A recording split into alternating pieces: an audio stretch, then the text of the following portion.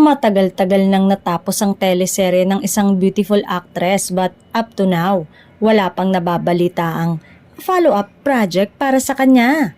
Maraming naka-line up pa na project ang TV network niya pero wala raw sa cast ng ngayon si beautiful actress. Magpapahinga muna ba siya at magliliwaliw sa ibang bansa?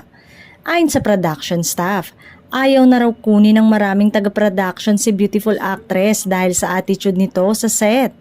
Kung meron noong tulog queen at papagong-pagong ito namang si beauty actress ay banyo queen.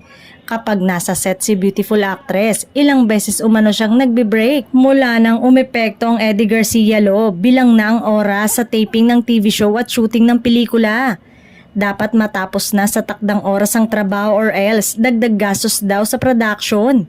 Kapag nagbe-break daw si beautiful actress ay halos 1 oras.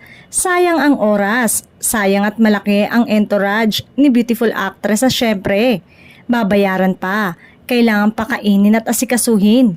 Kaya ang ending, ayaw nang kunin ng mga taga-production ang beautiful actress.